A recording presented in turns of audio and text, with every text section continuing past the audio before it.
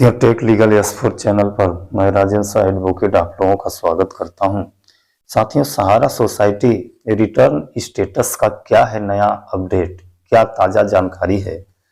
आपको अपना क्लेम जो राशि आपकी मैच्योर हो चुकी है या जो मैच्योर नहीं हो सकी है, उसका क्लेम आप कब, कैसे और कहां कर सकते हैं, इन सब की जानकारी मैं इस वीडियो में देने जा रहा हूं।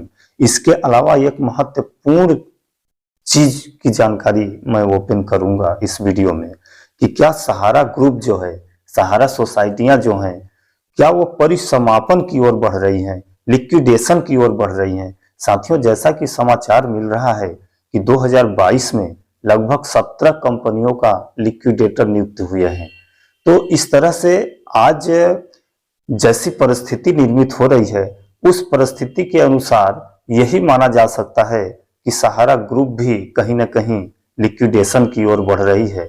साथियों, अभी तक हालांकि 29 मार्च को माननीय सुप्रीम कोर्ट का जजमेंट आया। माननीय सुप्रीम कोर्ट ने एक कमेटी गठित की जो भूतपूर्व रिटायर्ड जज हैं आर सुभाष रेड्डी और एक न्याय मित्र जो हैं अपने एडवोकेट्स गौरव अग्रवाल जी के नेतृत्व में, मैंने 29 तारीख को ही कमेटी गठित कर दी गई और माननीय सर्वोच्च न्यायालय का आदेश है, लेकिन आज दिन तक किसी भी प्रकार का कोई अपडेट न तो सेबी के साइट पे है, न ही सीआरसी के साइट पर है। क्या सीआरसी लोगों का क्लेम कैसे वितरित करेगी? क्या जितने लोगों ने कंप्लेन किए हैं, जो शिकायत किए हैं सीआरसी में, सिर्फ उन लोगों का ही क्लेम सीआरसी देने जा रही है या पूरे देश के जितने जमाकर्ता हैं, जितने निवेशक हैं, सभी लोगों का क्लेम देने जा रही है? क्लेम देने जा रही है जो अमाउंट पूर्ण हो चुका है, वह कैसे मिलेगा? कहाँ क्लेम करना है? क्या मूल दस्तावेज सीआरसी के कार्यालय में भेजना होगा? अब थोड़ा सा प्रश्न ये उठता है कि अगर इसमें कोई नया या पारदर्शी सिस्टम नहीं अडॉप्ट किया जाता, क्या या कोई भी व्यक्ति अपना मूल दस्तावेज यहां से डाक के माध्यम से दिल्ली भेज सकता है? सीआरसी का ऑफिस साथियों दिल्ली में है, दिल्ली भेज सकता है। तो यह कहीं ना कहीं बहुत ही संशय की स्थिति बनी हुई है कि हम डाक से भेज रहे हैं तो हमें कहीं ना कहीं डर और असुरक्षित की भावना पैदा होगी कि डाक कहीं गायब हो गया, कहीं फट गया, कहीं भूल गया, हमारे पास सिर्फ रिसीविंग के अलावा कोई अन्य दस्तावेज नहीं रहेंगे, या कि हम जो मूल दस्तावेज के छाया प्रति करा के रखेंगे तो वही छाया प्रति रहेगा। तो हमें असुरक्षा की भावना भी बनी रहेगी क्लेम को डायरेक्ट पत्र के माध्यम से सीआरसी कार्यालय में भेजने पर। तो इस तरह का अभी कोई दिशा निर्देश प्राप्त नहीं हुआ है। अगर मूल दस्तावेज हम नहीं भेजेंगे सीआरसी में तो भुगतान कैसे होगा, यह भी बहुत अहम समस्या है। तो इसके लिए अभी तक कोई नया अपडेट नहीं आया है, लेकिन फिर भी सुनने में ये आ रहा है कि कमेटी एक नया पोर्टल ओपन करने जा रही है जो सहारा ग्रुप के इन्वेस्टरों का रिटर्न से संबंधित पोर्टल होगा। उस पोर्टल पर आप अपना क्लेम कैसे भेजेंगे, अपना रिकॉर्ड कैसे स्कैन करके अपलोड करेंगे, यह सब जानकारी आप उस पोर्टल के माध्यम से कर सकते हैं। अन्यथा की स्थिति में यह सब तो बहुत ही कठिनाई पूर्ण प्रक्रिया है। सबसे इजी प्रक्रिया तो जो हम बताए हैं वही है कि सारे लोग अपना क्लेम सहारा के ब्रांच में जमा कर दें और सहारा का ब्रांच वेरिफिकेशन करके सीआरसी में भेज दे, तो अब तक में भुगतान होना शुरू हो गया होता। 29 तारीख का आदेश है, आज आपका 4 तारीख है, 3 तारीख है, उतने तारीख तक में निश्चित रूप से भुगतान शुरू हो गया होता, क्योंकि अभी सहारा की ब्रांचेस तो खुली हुई हैं। जब सहारा की ब्रांचेस खुली हुई हैं, सहारा के ब्रांचेस के पास ऑलरेडी रिकॉर्ड है। सीआरसी चाहे तो डायरेक्ट बोल सकती है कि जितने लोगों की पॉलिसी मैच्योर हो गई है उनकी सूची आप भेज दीजिए, तो वो सूची सहारा भेज सकती है। और अब सिर्फ जमाकर्ता को देना क्या है, उसका वो आइडेंटिफिकेशन के लिए ये पहचान देना है और अपना बैंक अकाउंट देना है, जिस बैंक अकाउंट में वो अपना मैच्योरिटी की राशि लेना चाहता है। इसके अलावा पैन कार्ड भी दिया जा सकता है, क्योंकि भाई अगर उसके पास ज्यादा राशि निवेश किया गया होगा तो उस राशि का उसको ब्यौरा भी देना पड़ेगा, सोर्स ऑफ इनकम भी बताना पड़ेगा। भैया 5 साल 10 साल पहले जो इतना राशि जमा किए थे उसका सोर्स क्या था। तो पैन कार्ड भी जरूरी है। सिर्फ यही दस्तावेज जरूरी है, ये दस्तावेज सहारा ब्रांच में दे दिया जाए और सहारा ब्रांच सूची बना के सीआरसी को दे दे, सीआरसी उसके हिसाब से भुगतान कर दे। माने सिर्फ 2 मिनट का कार्य है, लेकिन इस कार्य को शायद इस प्रक्रिया के माध्यम से सरकार करने नहीं जा रही है। क्यों करने नहीं जा रही है? क्योंकि सहारा कहीं ना कहीं लिक्विडेशन की ओर बढ़ रहा है। साथियों, मैं दिखा रहा हूं कि 2022 में किन 17 कंपनियों का लिक्विडेशन हुआ। मैं आप लोगों को साइट से ले आके, सेंट्रल रजिस्ट्रार के साइट से ले आके दिखाता हूं। साथियों ये देखिए साथियों, ये मल्टी स्टेट कोऑपरेटिव सोसाइटी, ये सीआरसी की साइट है। इस साइड में अभी तक कोई नया अपडेट नहीं आया है। देखिए लेटेस्ट हेयरिंग के बारे में बताया गया है इसमें, लेकिन सहारा से रिलेटिव कोई इसमें अभी नया अपडेट्स नहीं आया है। ये लिक्विडेशन जो नियुक्त किए गए हैं उनका ये बता रहा है, यहाँ पे शो कर रहा है कि किस किस तारीख को कौन कौन सी कंपनी में लिक्विडेटर नियुक्त किए गए हैं।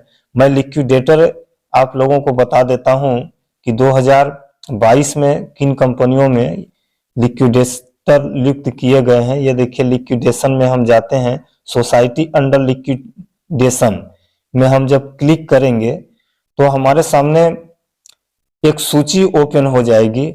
उस सूची में ये बताया गया है कि किन किन सोसाइटियों का, ये देखिए ये सारी सोसाइटियां हैं जिनका लिक्विडेशन नियुक्त किया गया है।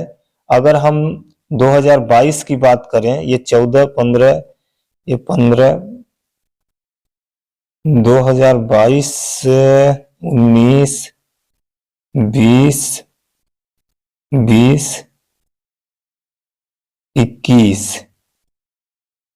21, ये देखिए 22 में एक आ गया, ये भयचंद हीराचंद रोशन मल्टी स्टेट कोऑपरेटिव सोसाइटी, इसका लिक्विडेशन नियुक्त हुआ है। यह महाराष्ट्र की कंपनी है, 17 जनवरी 22 को। इसी तरह से ये भी 22 को। अब इधर जितने भी आप देखेंगे ये सारे 22 में हैं। ये लगभग 17 कंपनियों का लिक्विडेशन नियुक्त किया गया है, जिसमें देखिए Bharatiya credit cooperative society, success valley credit cooperative society, crown credit cooperative society, Uttar Pradesh cooperative construction and development limited, इसके अलावा Prithvi credit cooperative society, Sanjivani credit cooperative society, capital credit cooperative society, HBN credit cooperative society. माने ये सारी कंपनियों का liquidation जो है ये 2022 में नियुक्त किए गए हैं। ये देखिए 2 दिसंबर 2022, 19 अक्टूबर 2022, 6 अक्टूबर 2022, 5 अक्टूबर 2022, 16 सितंबर 26 सितंबर 2022। तो इस तरह से कहीं ना कहीं अब ऐसा प्रतीत हो रहा है कि अब जो सहारा ग्रुप है यह भी कहीं ना कहीं लिक्विडेशन की ओर बढ़ रहा है। और इसका भी चूंकि भुगतान सहारा के माध्यम से हो नहीं रहा है, भुगतान जो है वो सरकार कर रही है, सीआरसी कर रही है। यानी कहीं ना कहीं सरकार को डर है या सेंट्रल गवर्नमेंट को डर है कि अगर हम सहारा को दे देंगे तो सहारा पता नहीं डिस्ट्रीब्यूशन करेगी या नहीं करेगी। तो इस तरह से कहीं ना कहीं सहारा ग्रुप भी लिक्विडेशन की ओर बढ़ रहा है। हालांकि जो भी सुनवाई है 12 अप्रैल को है माननीय हाई कोर्ट में, और माननीय हाई कोर्ट दिल्ली में जो है ये 6 महीने के अंदर इसका निराकरण हो जाना है कि आखिर क्या होगा, क्या नया एनआई पर जो रोक लगा है वो जारी रहेगा या कंपनी के खिलाफ लिक्विडेशन की नियुक्ति कर दी जाती है या लिक्विडेशन का ऑर्डर किया जाता है। और सेबी सहारा जो विवाद सर्वोच्च न्यायालय में चल रहा है वो तो पैसे के लेन देन का है।